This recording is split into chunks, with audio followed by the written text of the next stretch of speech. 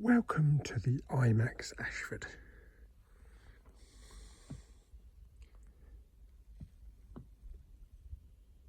The only screen where you can have the entire IMAX to yourself. I'm sure someone will be along sooner or later. It's so quiet. You can hear a pin drop. I spy with my little eye other people in the cinema. Damn. Tap dancing in the IMAX. Can I get a yay, Transformers? Shit.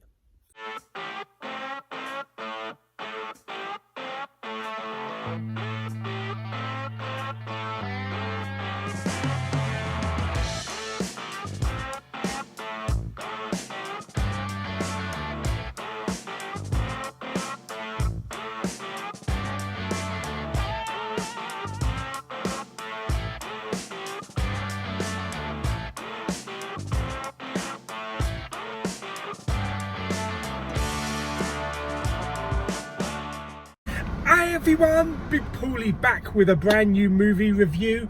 Yeah, just got out of the IMAX. There's my ticket. Fan-flippin-tastic. Yes, it was Transformers Rise of the Beasts in IMAX. I wasn't on my own in the end. There was 3 other people in the whole of the IMAX. The weather's nice. It's nice and warm. Kids are at school, people are at work. It's never going to be full up on a weekday, but it was nice. It was nice. No distractions. The IMAX experience was incredible. It was so loud, my phone went off, my watch rather, kept telling me you need to turn it down because it's above 90 decibels and it's dangerous for the ears, prolonged listening. So yeah, that goes off every now and again. Right, so far as the film is concerned, this is one of the great Transformers. This is one of the good ones. Yeah. What are we, seven films in now? I think. What we got? We got Transformers, Revenge of the Fallen, Dark of the Moon, Age of Extinction, The Last Night, Bumblebee, Transformers, Rise of the Beasts, 7. Yeah, apologies if the engine keeps going on. I've got the air conditioning going because it's really warm. Yeah, so 7 films in. 7 films in, we shouldn't really be having this much fun. Before we get to the film, some great trailers. Oppenheimer, Indiana Jones, Mission Impossible, The Flash. Fantastic trailers, all look incredible on the IMAX as well. So looking forward to that. We've got some really great films coming out. Now then, this film is loosely based, I believe, on the 90s CGI TV show Beast Wars. I've never seen it myself, but that's my understanding. So a lot of like the animal type Transformer creatures I wasn't familiar with. But they were fantastic in the film. I really loved the animals, like the gorilla and there's a bird, there's like an eagle, and a tiger, that kind of creature. And the film is set in the 90s, so we have a 90s soundtrack, mainly rap, and a bit of R&B, but it's a little bit different from Bumblebee, whereas, you know, it was set in the 80s and we had a 80s soundtrack with Rick Astley and lots of other stuff like that, and some metal, and it was a great soundtrack for Bumblebee. So this film is about the big bad Transformer, called Omnicron. I think it's Unicorn. I think it's Unicorn. All these cons. Yeah, Unicorn I think it is. And he's like a planet-eating massive Transformer. Now we have, of course, the Autobots, familiar faces, well, familiar robots. And we also, this time we don't have the Decepticons, we have the Terracons. And they're kind of, Scourge is kind of like Unicon's pawn. You know, he's directed him to go down to Earth. They have to retrieve this transwarp key thing that will enable them to go home. The Transformers go home. It's all very involved. Yeah. But that's basically all I'm going to say. So, you know what you're going to get in a Transformers film is you're going to get Bayhem. Yes, this one's not directed by Michael Bay. He is a producer on it as well as Spielberg, but we still get Bayhem.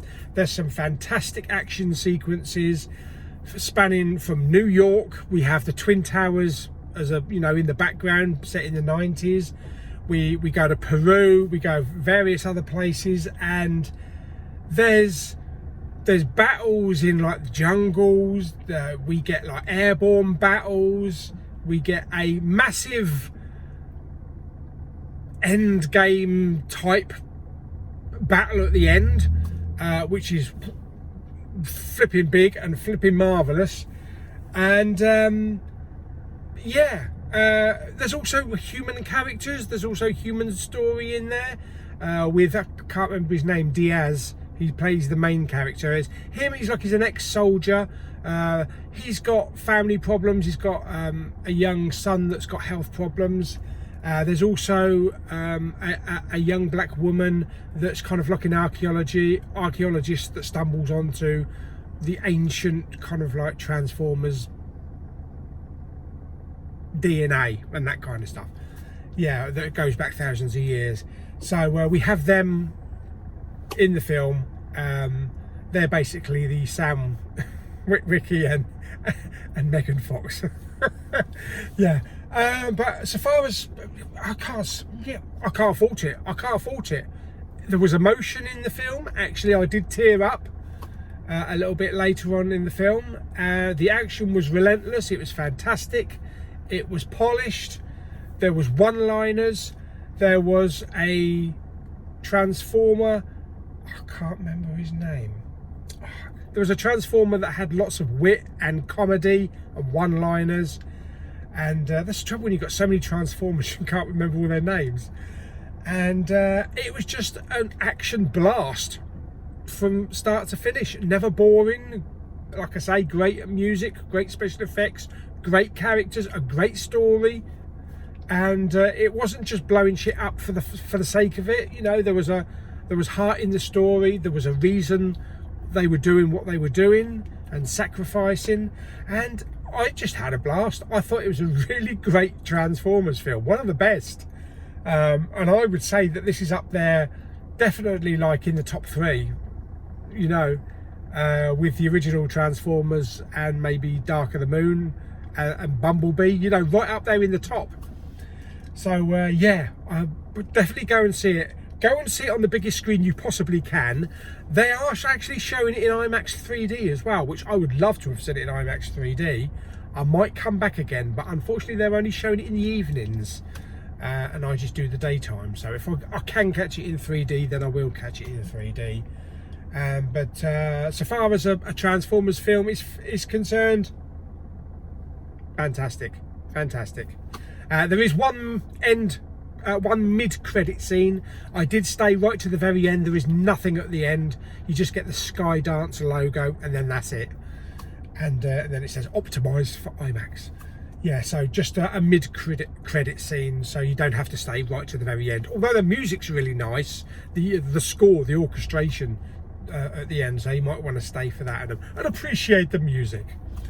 Fantastic. So there we go. So if I was to rate this on a scale of 1 to 10, I'm going to give it a straight up 9. A 9 out of 10, definitely.